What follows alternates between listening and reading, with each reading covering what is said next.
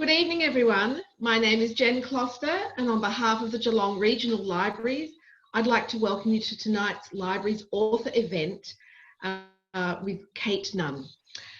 First of all, the Geelong Regional Library Corporation acknowledges the Wadawurrung and Eastern Maar original owners of the lands on which our library services operate.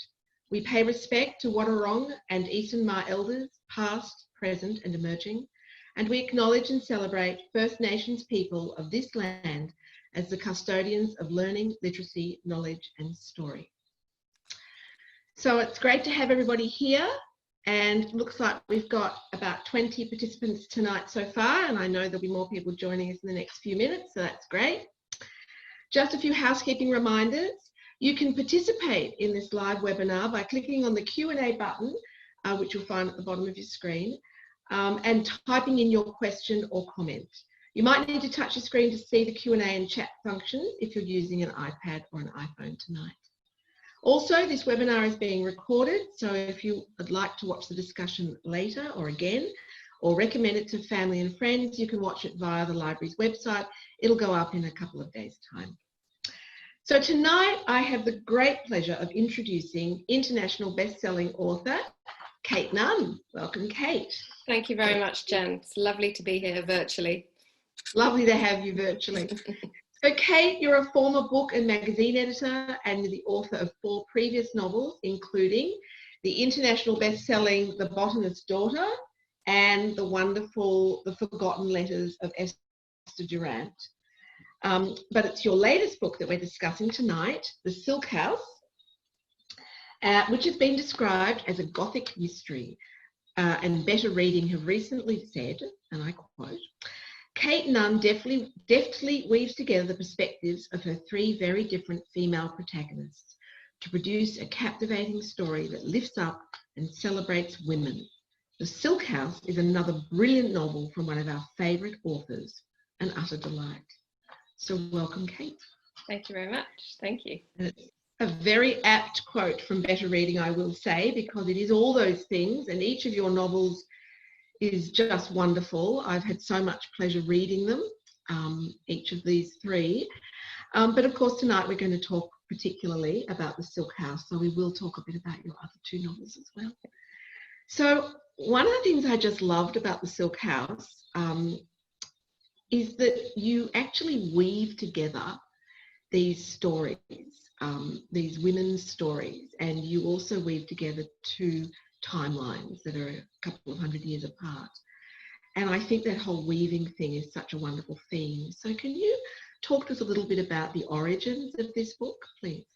Yes, I can say that with each of my last 3 books, what I have wanted to do is tell a story both in the past and the present, and for the reader to, for it to be, their interconnectedness to be slowly revealed.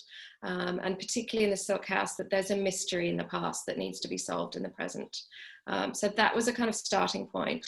I realised a few weeks ago when I was going through some old writing notebooks that the very beginning of the story was a painting that I'd seen when I was visiting the Archibald Fine List at the Art Gallery of New South Wales.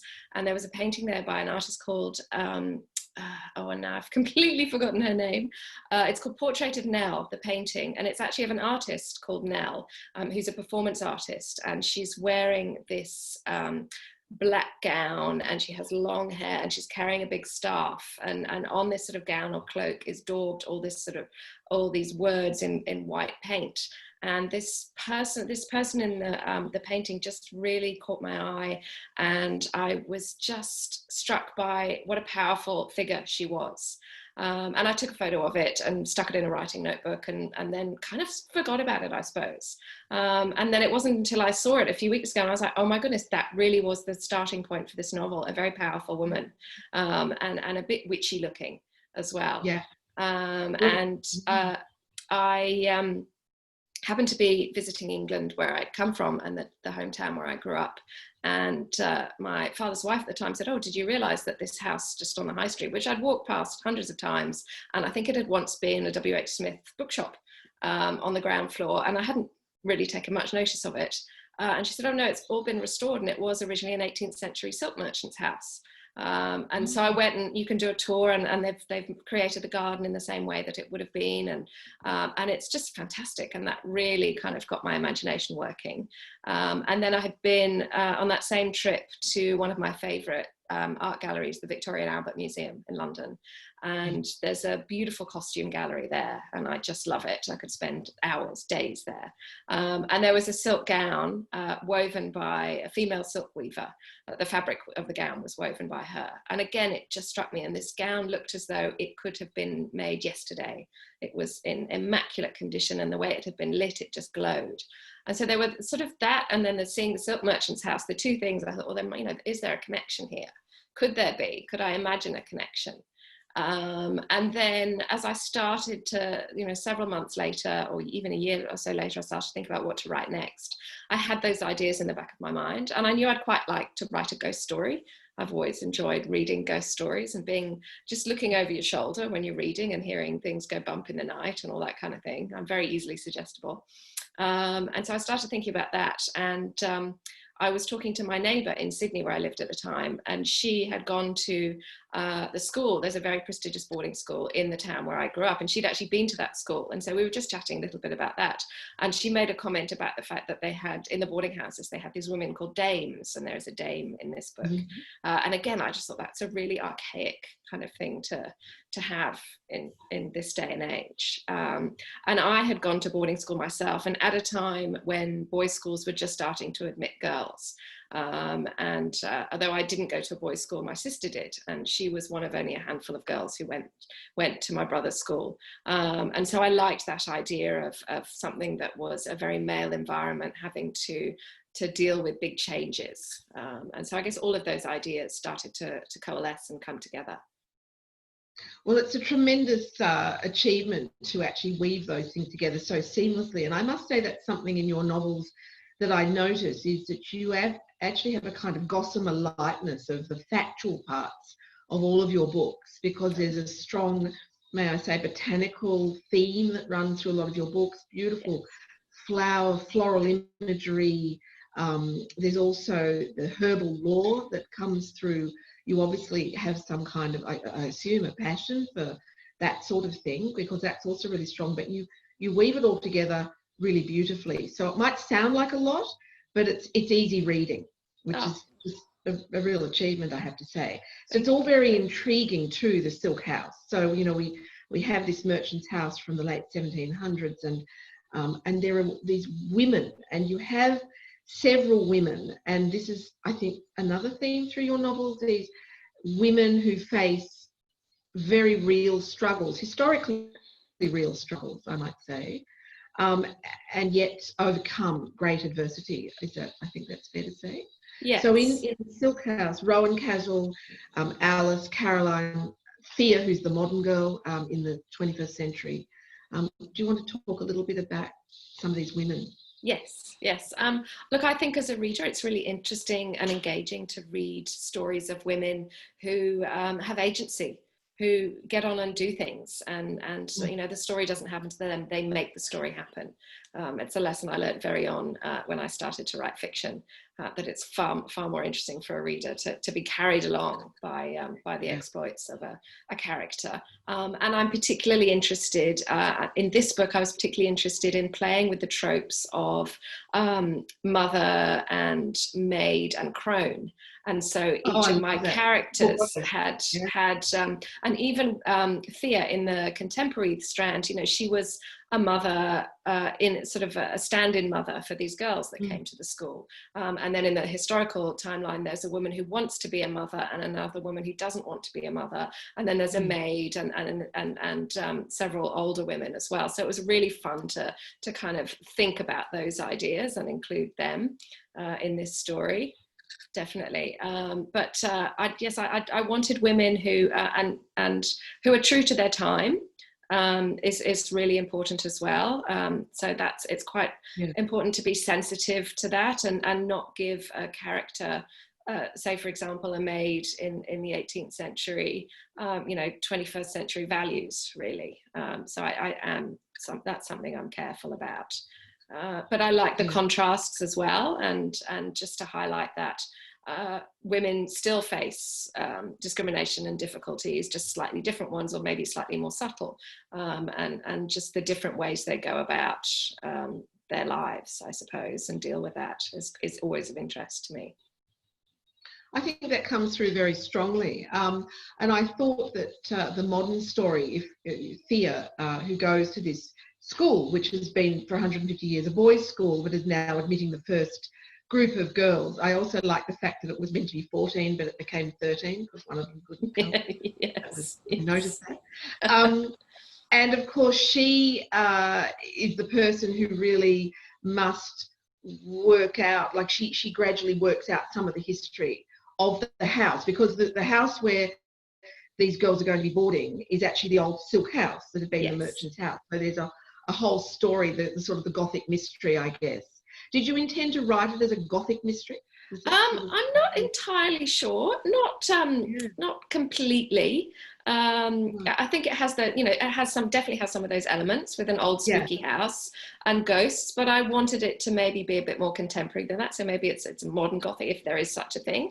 I'm not really sure about that. It's I wasn't being totally faithful to what you might study as a Gothic novel, I suppose. I don't think it matters a bit. I think there are definitely elements of that kind of heighten the suspense and the intrigue and the sort of, you're very good at that. Oh, but what's really going on? What's that hidden story? What are the things we don't yet know? And gradually they're revealed. And I do love that.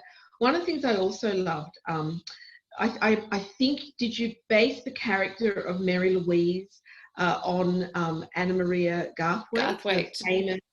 Do you want to tell us about that? Yes, I did. When I had seen this piece of woven silk in the Victoria and Albert Museum, I took a photo and made a note of her name and thought that was something I might research further. And when I did, I discovered that she had been probably one of the only female silk designers at the time. It was mainly the province of men, and she was extraordinarily successful and produced a great deal of work. And I think I've seen photographs of her house in Spitalfields in London, and I don't know if you can go and visit it or not. I'm not entirely sure, but I've seen photos of the interiors, and there's still her sketches on the walls that she'd written things down, and so that's absolutely fascinating to me. And again, that the whole idea of that the fabric of a building can absorb some of the events that might have happened to it, and those still echo throughout time. I don't know if you've ever been in a situation where you're in a place and you just feel that something awful must have happened there, or there's a feeling and you can't place it. So I was really interested in that as well, and exploring that. Well, that was actually really clever. There's a lovely sort of, almost, not exactly, I guess it's a twist at the end, but it's a really interesting resolution, I think. And you do carry that slightly suspenseful, there's a sort of miasma, can I say, that sort of runs through it. And I love that fabric that you create, that Mary Louise, the weaver, that she's wanting to be a designer of silk fabric. And of course, there's this wonderfully evocative sort of descriptions of the men, weaving these incredible brocades. Because of course, the 18th century was a period of extraordinary fashion for both men and women, where people wore wonderful, heavy brocades and wonderful damasks and velvets and all those sorts of things. But what I loved was that she designs it with all of the poisonous flowers.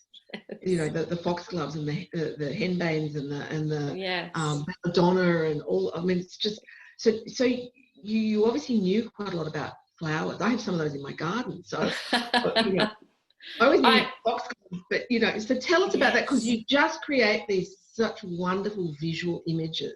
Oh, thank you. I love the sound of those kind of flowers, things like cuckoo pint and foxglove and all of that, and I liked being able to use those words in the narrative. And then I'm also really interested in plants that, yes, they could be growing in your back garden and you have no clue as to what their properties are. But somebody who had the knowledge can draw out those properties and either for good or for ill. And so it's of interest to me. So it was nice to be able to go down several rabbit holes of research and do that. And particularly in the tinctures and the potions that Rowan creates, I researched those, but I made sure to be fairly vague about what was included in them. I didn't want to be too prescriptive. And there's a reason, there's particularly in one part of that, that's a really good idea to be quite vague. I think is a very good thing. But I actually also love, you had the link because with the sundial, which has had a whole lot of the herbs. That's in The Botanist's Daughter. The Botanist's Daughter, yes. Which I just love that, because you've also got quite a lot of herbal flowers and plants in that. And so there's a connection. And then you're inspired by Kew Gardens as well for that. So I do see this as a sort of theme in your writing, but it's a very, it's wonderful. So thank you. So I love this, what you're saying about trauma leaving a mark on place. And your mother was a very influential person. Yes. Can you tell us about that? In this story, she, when I was in my 20s, she had a big career change. She used to be a teacher, and she decided to go and study to be an Anglican minister. And she was one of the first female ministers to be ordained in the Church of England. And as a little side interest, she'd always been quite interested in ghosts and spooky things and stuff like that as well. She did a special course that enabled her to perform exorcisms. And she gleefully told us this, and I wish I'd asked more questions now. And she would go, people would contact the church if they felt that there might be a poltergeist in the house, or the house was disturbed, or they would just, they had a feeling and they wanted the house blessed, or somebody to just come and reassure them. And she would go and do that. And she said most of the time it was about somebody's mental state as much as the house, something, a spirit in the house. But she did say there were a couple of occasions where she went into a place and she felt the presence of pure evil. And she said, I got out of there. That was way above my pay grade. So there is this, there's a service that the Anglican Church and the Catholic Church offer called Ministry of Deliverance. And it's quite interesting. But I wish I'd got more into how she trained for it, but unfortunately I didn't. So did you ever find out if you could train to that higher level to deal with the things that were above your mum's pay grade? I don't know actually. I think it might have gone to somebody more senior, and maybe up to the bishop eventually, I suppose. Yeah. Fair enough. So you've got some really beautiful writing here. If I could just read a couple of bits, is that okay? Yeah. So you say about Mary Louise, though your stature is small, you stand head and shoulders above your fellow artists. And I thought that was interesting because it comes from one of your main characters, the main man in the story, Patrick Hollander, who is a romantic figure at the front. I don't know how much you want to say about Patrick, because he's very intriguing. Yes, I had fun writing him. I wanted to write a historical character who kind of believes his own bullshit. And he's a bit full of himself. And because I think at the time I was writing it, I had watched Fire Festival on Netflix, about that awful festival that went wrong. And this guy just was full of this hubris and convinced he could make it happen. And I thought that kind of character is really interesting to me. And having seen that evidence there, I was like, yeah, I could use that and transform it into this character. So really, he's massively overenthusiastic and overcommits himself and doesn't have a proper grip on reality, and is full of energy and grand ideas. But it all kind of comes crashing down around him. And he's a bit of a gambler as well. And a drinker, and I think at one point Rowan, who is still making up her mind about her new master, sees him at a cockfight and is quite horrified by the sight of him there and by the sight of the cockfight. And as part of my research, I remember one day looking at lots of YouTube videos of cockfighting and being really kind of nauseated by it. But it was interesting to know exactly how it happens. Well, it's interesting too, because each of the main women, so Caroline, Rowan, Alice and Mary Louise, each have very different relationships with him. And you created expectations at the front end with Patrick, which of course take a very different sort of trajectory from what I had been expecting. But I felt like, particularly the way you drew Caroline, his wife, I thought that was really interesting. The way you talk about perhaps you should talk about Caroline a bit. I think from the research I did, and I did a lot of just general research before I started writing about life in the 18th century. And at that time, a woman really wasn't allowed to own property unless she was widowed. If she was of a certain class, she didn't work outside the home. Her job was to manage the home and the children. And really, her main job was to have children, to produce an heir. That was really it. And so that is something that preys on her mind. And she knows that that's what, she wants it as well, but that's what is expected of her as a good wife. And I think really she's a lot more intelligent than probably her husband gives her credit for, or anybody in the book gives her credit for. And she knows that something's wrong and something's going on, but she's not in a position to do very much about it other than, make accusations that he then denies. Yes, there's a smoothness to your writing. It makes everything seem very natural, as if it's sort of the next thing that happens. There's an expectation, but it doesn't necessarily you don't necessarily fulfill my expectation, but when the next thing happens, it's just, oh, of course. So there's, that's a real achievement. It evokes, and you evoke a particularly strong sense of time and place, because you are writing this dual historical timeline. So we have the 21st century story with Thea, and then we have the 18th century story with the other women. So I think I read that Kayte Forsyth, the Australian author, yes, had talked to you early on about managing dual timelines. Can you tell us about that? Because it's a real achievement. Yeah, she very generously responded to a message I sent her via Twitter, because I'd never met her before, and really I was just a very newbie writer, and she was very generous to take the time to reply. And I said, look, I'm writing a dual timeline novel. This was for the Botanist daughter, and I've written a chapter of each, and I just don't know how I'm going to make it work. And she said, write one narrative thread and finish it, and then move on to the other, and keep your head in the one timeline. And that, for me, that made sense. It might not work for other writers, and it was made absolute sense, and that's what I did.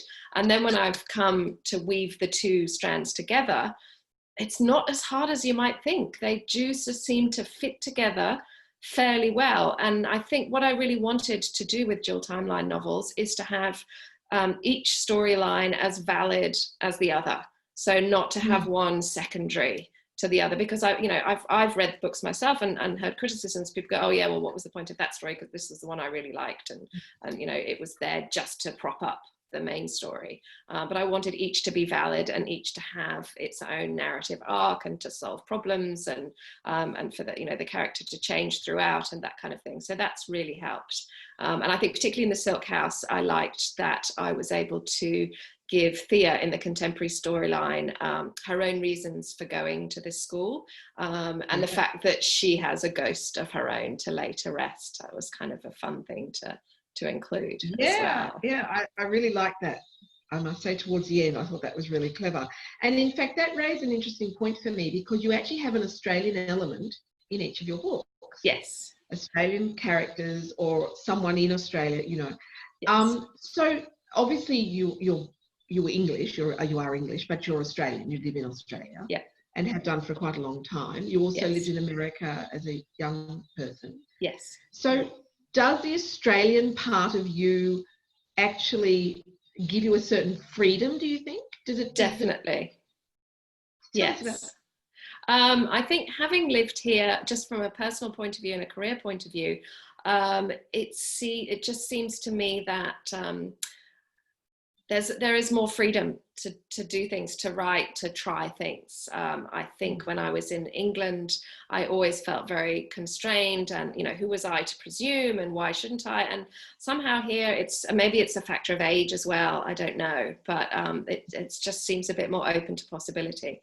But I do like including an Australian character, because my book, I've got readers here, and I think they like to see a bit of that as well. But I love the opportunities it offers for contrasts with characters of other nationalities, because I do think there's, if I'm generalizing, there's, a different sensibility, and I can, create really interesting characters, I hope, that are Australian.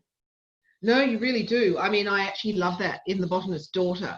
the dual timelines, and of course it sort of begins and ends.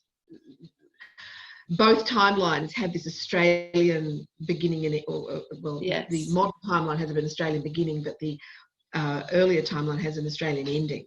Yeah. And they tie together, and it's really clever the way you actually have done that. So I really like that. One of the things I loved about, and I just love this book. I love them all, but I love this book because the historical timeline is the 1950s, and it's so wonderful. You've made me want to go to the Scilly Islands, which is where the 1950s timeline is actually set. They are beautiful. But what I really just found so compelling and impressive about this was, of course, you get that really strong contrast between women in the 1950s with women now. And because you've got a grandmother and a granddaughter, the grandmother can say, well, but things were different then. Yes. I mean, we all know that things were different in 1769, yes. Or 18, whatever. But the 1950s, it was is still very different. Yes. Yeah, but still very different. And I thought that was, so how do you decide which time? I think each book I approach, each idea seems to suggest its own time, really. And because I wanted to write about silk weaving, it had to really be in the 18th century because that's when it was at its height in London. And then I wrote about kind of botanical exploration in The Botanist's Daughter at a time when that was really quite a big deal. And then I think for Esther Durrant, it was more about different kinds of trauma, and so that made me think about what men would have gone through after the Second World War. And to include that. It's really hard to remember when I'm making lots of tiny little decisions that all kind of click, click, click, click, click, and then you end up somewhere like, how did I get there? Where did that all come from? Because it's on a daily basis. It's what you call your characters. It's where they might be living, what their personality might be. All those little things affect the story in the end, really. And a lot of the time it's just instinct, I think. So so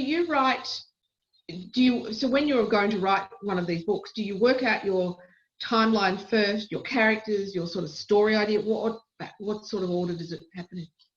I think setting and the characters come first, and then I write to find out what's happened to them and what might be about to happen to them. I'd love to be a plotter. I really would. I would love to have everything mapped out. Usually I have a couple of ideas along the way of where it might be going and where it might end up, but generally it's a process of exploration. With the Silk House, the twist at the end didn't come to me until right at the very end, and then I was like, oh my goodness, of course. And I had to go back and reverse engineer a few things, but I was like, how could I not have known this? But it just, my subconscious was at work, really. Yeah, the magic of writing, I think. Yes, it is. That sort of the magical things happen. So you're not a plotter, you're a panster, is what I think. Yeah, with a tiny bit of plotting in there, a tiny bit. I mean, I have whiteboards and I have lots of things going on. But I can never do a chapter by chapter breakdown. It doesn't work for me. So do you have a writing discipline?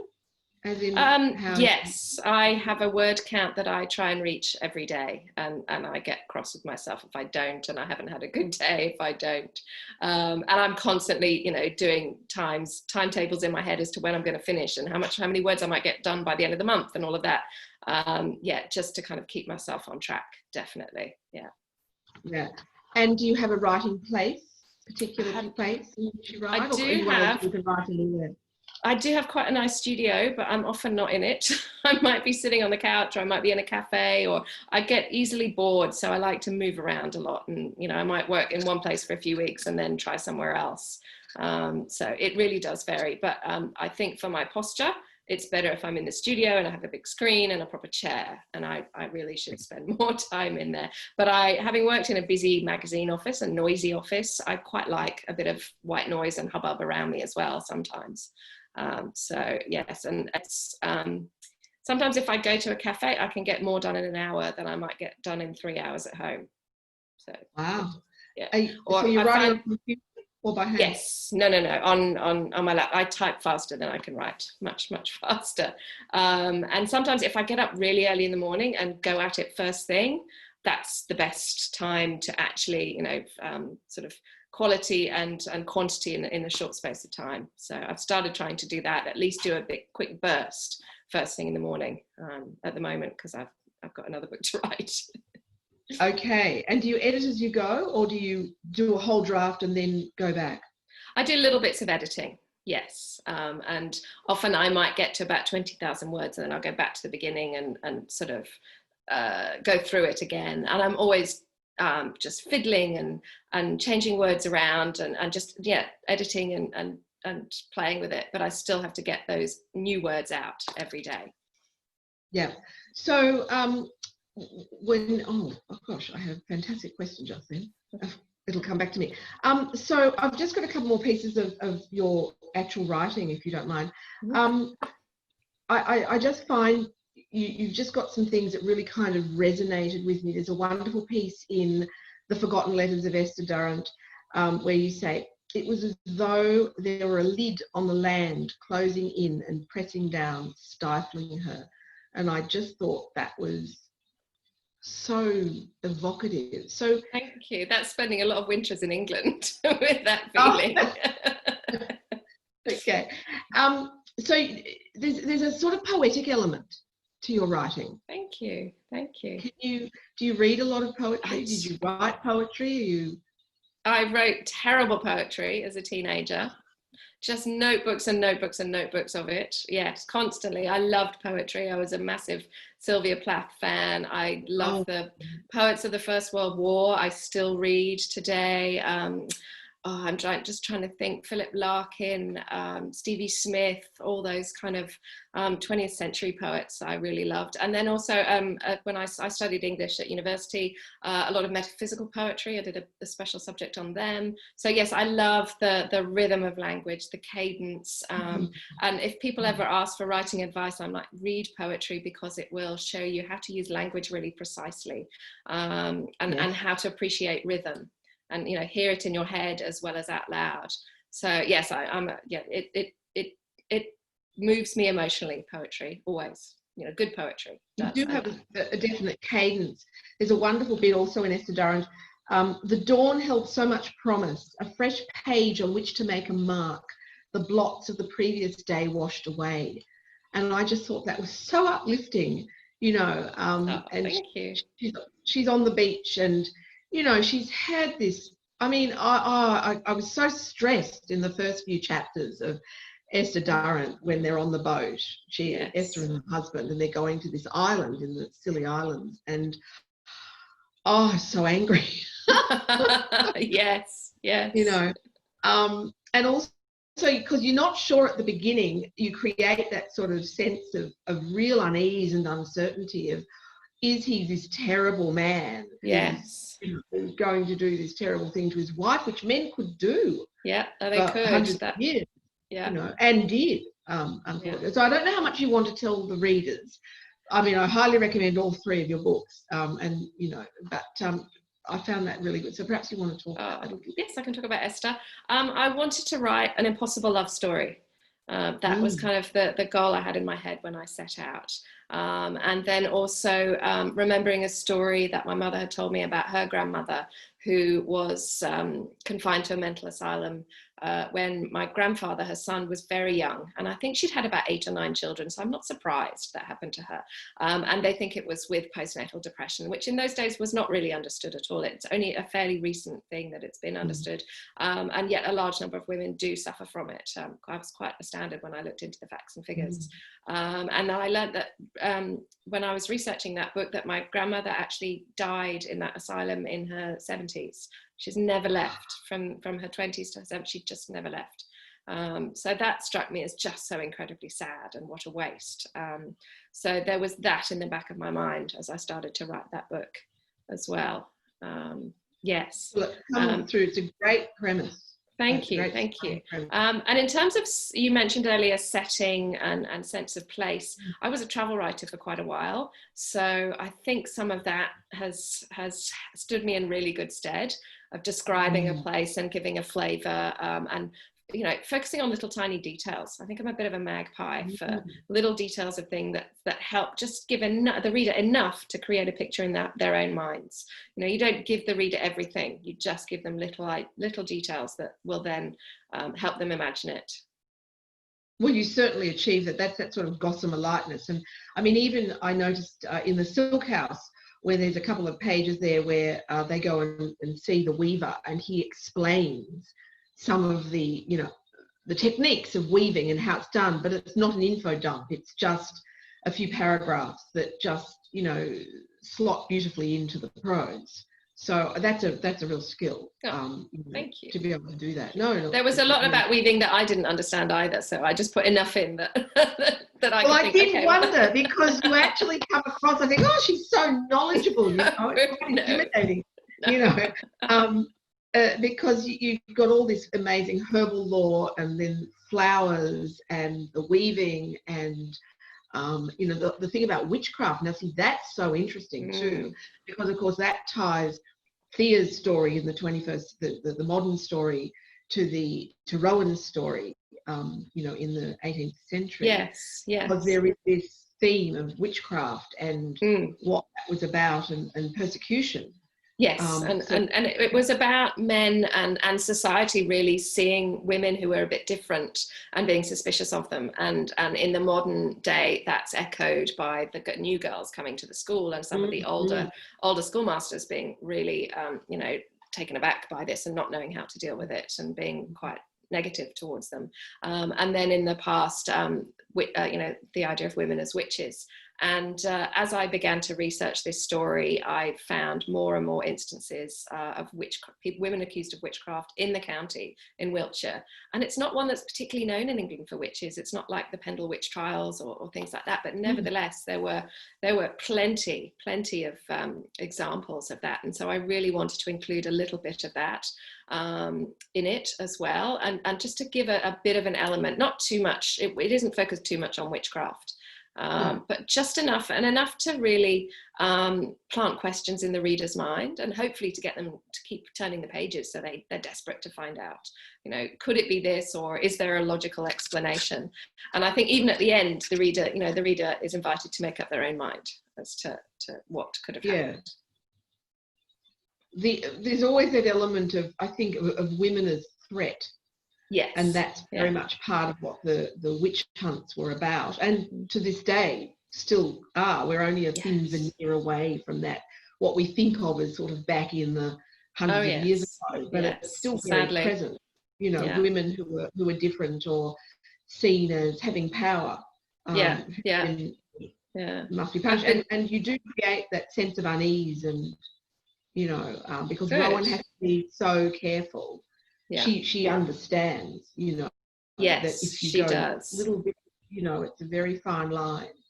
Between and you don't draw attention to yourself in those days. Certainly not as a young maid. It was the last thing she wanted to do, and she's slightly unusual looking anyway, so that adds to the potential for being suspected of witchcraft.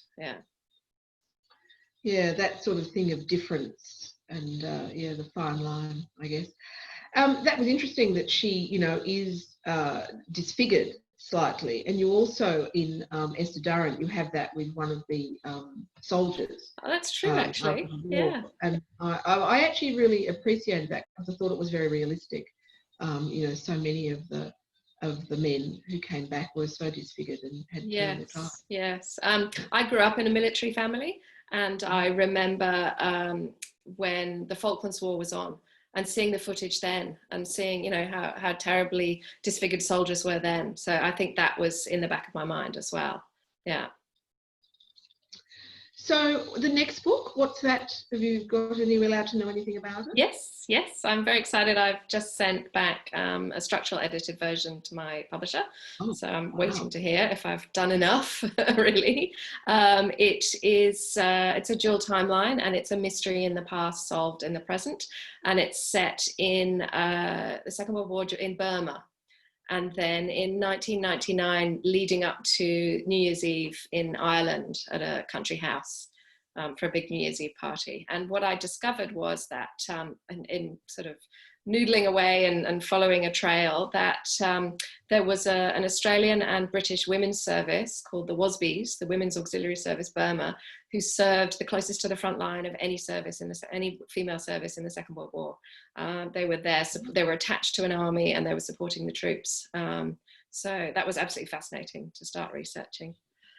That's absolutely brilliant. So this ability to evoke place and this sense of place, obviously you've been to the Scilly Islands, obviously you've lived in England, you know Australia. Yep. What about Chile, and now what about Burma and Ireland? Are they all places that you've actually been to? I've been to Ireland, and I've spent a New Year's Eve in Ireland, so I had a little bit of that experience to draw on. I haven't been to Burma. And because I am writing about Burma in the 1950s, and similarly with Chile, in a different time, I figured that it wouldn't be exactly the same now anyway. And I can't travel at the moment. I would have loved to have gone to Burma, I really would. So it's a case of watching footage, looking at a lot of photographs, and sort of browsing websites, travel websites and things like that. For this new book, I was really lucky in that there's very little published on these women, the WASBs, but there is one book that came out a couple of years ago that is a diary of a woman who served there. And then I also spoke to another woman in Melbourne who served and is still alive. And so that was amazing to be able to talk to her. Yes. That would be amazing. Yes. Because you obviously did some really detailed research with the men in Esther Durrant, the three men who are being treated at the asylum. I suppose those are in the asylum, but, you know, certainly being treated on the island. Yeah. The Imperial War Museum in London has a fantastic website, and they have recorded a number of oral histories. And actually, similarly for my new book, I listened to a few, because they had recorded a few women who'd served in Burma, and listened to their recordings. And it's the way they talk about things, the language they use, and it's what they're not saying as well. And particularly what struck me about listening to accounts of servicemen who've been in prisoner of war camps, those kind of things, they're really understated in the way they talk about things, and they really play it down. So to me, that was really interesting to just try and capture how they talk about things, and some of the language that they use. So how self-aware are you when you're writing of your own 21st century sensibilities? How about not imposing them on these much earlier timelines? You have to do your best, and you have to try and catch yourself. Even in terms of little details, like one of my favorite websites is Etymology Online, which is an etymology website that you can look up any word and when it first came into general usage. And particularly for the Silk House, I used it an awful lot, because there are a lot of words and I'm like, gosh, you know, was that word really around then? And sometimes it was, and sometimes it wasn't. Sometimes it surprised me. So I did a lot of that. But then in terms of actually, not imposing your own views, it is something you have to be very sensitive to as a writer, I think, definitely. And you have to try and create a character that is of their time as far as you can imagine it. And that's why I think doing a lot of research at the beginning helps, and just getting a sense of people's lives and their experiences in those times. So do you sort of do a bulk of research in advance of your writing, or do you research as you go? I do a good few months of research, and then as I'm writing, I'm researching as I go along as well. So it's a bit of both. Yes. Yeah. It sounds, makes sense. And so how long does it actually take you to write one of these novels? At the moment, I've been writing a book a year. But in that year, I might be writing on the edits for one book, I might be publicizing a new book, and then researching and writing another book. So it kind of is interwoven. And to start with, I wasn't writing full time, so I was doing that a lot together with quite a lot of freelance editing and writing. And so it was quite a juggle. My first book I would write at night. I would go to the library during weekends. My husband would take my kids, who were quite small at the time, and take them off to the cinema, and I'd have 2 hours to write. So I got very good and very creative about finding time. But now I am lucky enough to write full time. But in terms of how long does it take me to write, probably 7 or 8 months, in between, but over the course of a year, I would imagine. If I try and set myself a goal of writing 1,000 words a day, and obviously I don't get to write 5 days a week sometimes, I have to be really careful not to let things get in the way. I have to kind of, ring fence that writing time more and more, particularly if I'm getting close to a deadline or worrying that I'm not going to make it, and try and do, I've got school age children, so they need dropping off at school sometimes in the morning, they need picking up, they need running around to various activities when they're doing them, and so I try to leave all my kind of errands to after school hours and write between school hours. But it's amazing how focused you can be when you're up against it. Yes, very true. And actually having school-age children can be really helpful, because I think it gives you a clear set of time.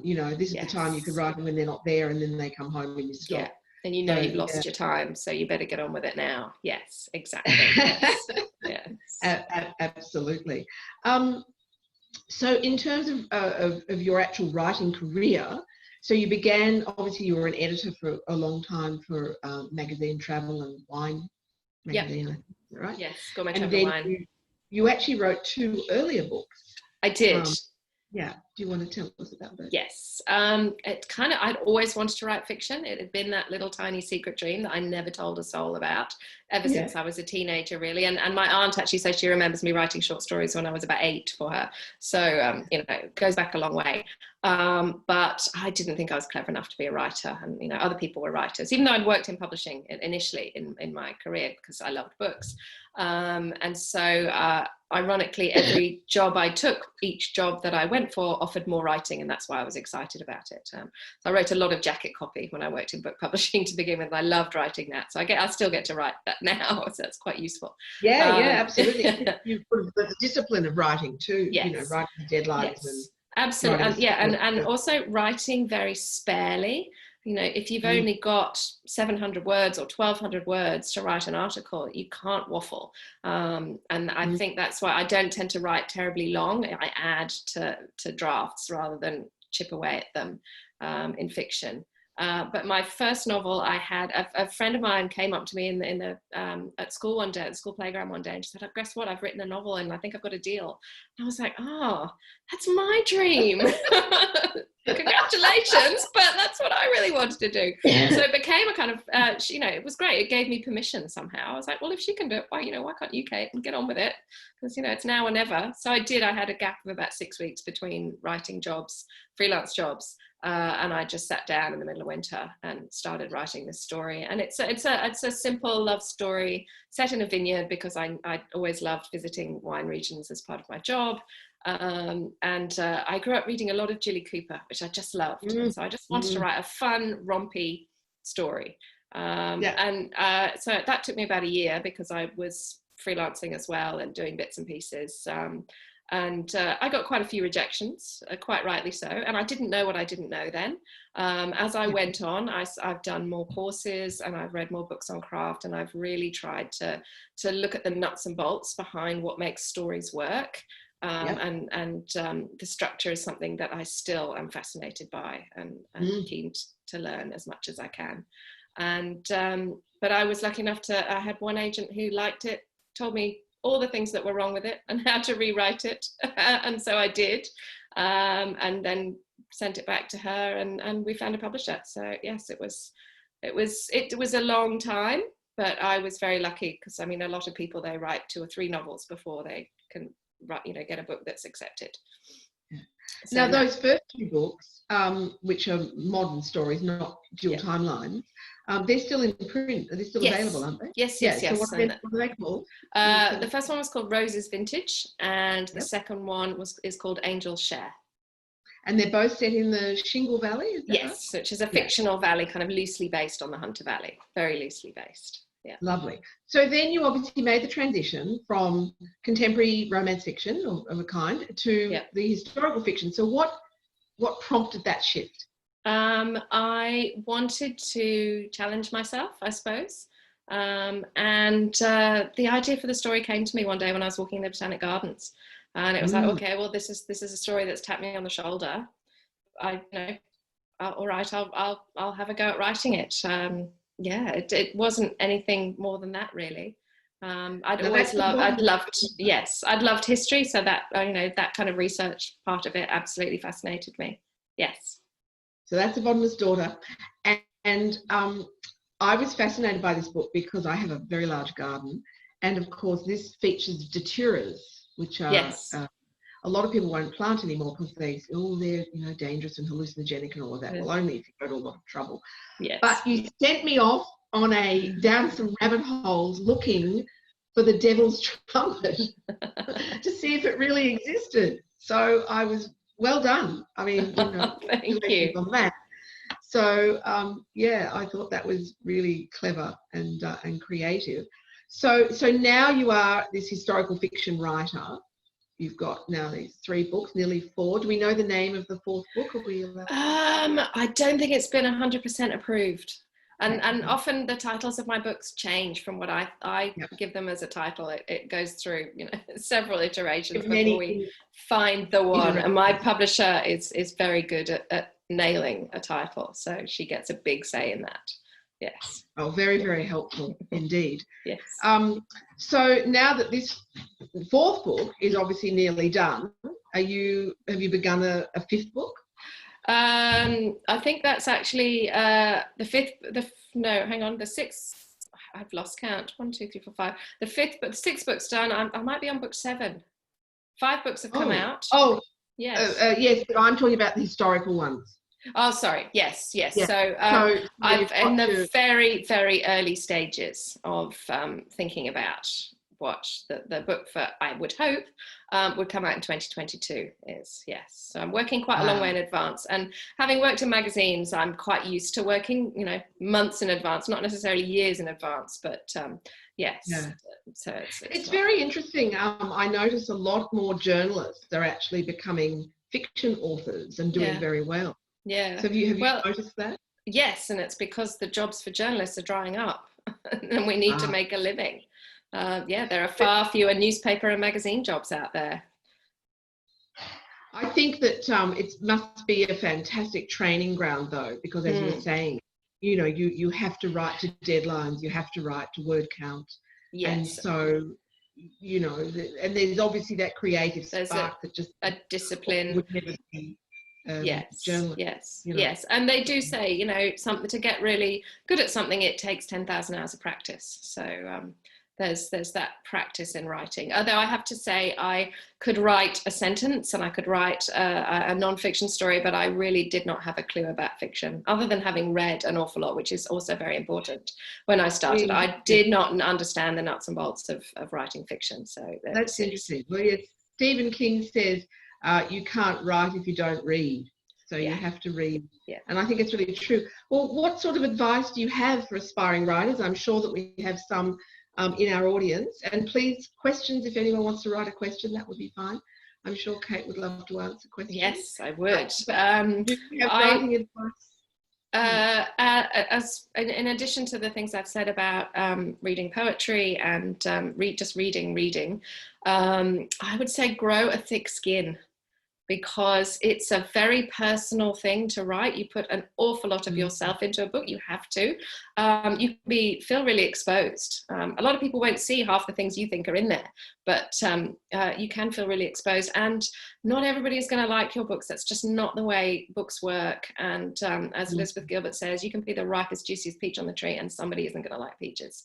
So you have to be prepared for rejection, and you have to be prepared for people to particularly online now, to be really quite mean. And it's not personal. You have to realize that it's not personal, even though it does feel like it. So I would say, you know, and that thick skin can grow gradually.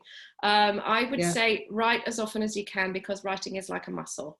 Not necessarily, there are no rules about you should write every day and you should do this, but just as often as you can, even if it's a couple of sentences scribbled on a scrap of paper. I've written, you know, in my notebook when I'm cooking dinner, if a line comes to me, I have a notebook by my bed. If I'm working on a story, it's the thing I think of as I go to sleep at night. It's the thing I wake up thinking about in the morning, as to what the characters might be doing or what might happen, or, you know, figuring out a knotty plot problem, all that kind of thing. So it does become a bit of an obsession. You can be away with the fairies a lot of the time, that would be the advice, is just to write, to get the words down. As they say, you can't edit a blank page. And it's generally, it should be something you look forward to. It's not always easy, and sometimes it is like digging up mud to try and get a tiny bit of gold, but it should be something that makes you happy, because it's a long slog, and so, you know, you have to find the joy in it as well, I think, as well. Yeah, that's what I would say. That's true. So do you read reviews, your online reviews? Oh yes. I'm far too nosy. I want to know what people are saying. And sometimes, you know, they make good points and you're like, oh, okay, yes, actually, you know, that's fair enough.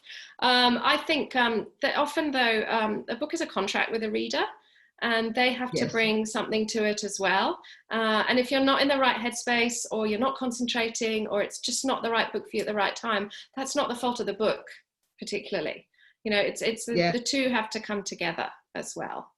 But no, I read what people say, and I listen to what people say.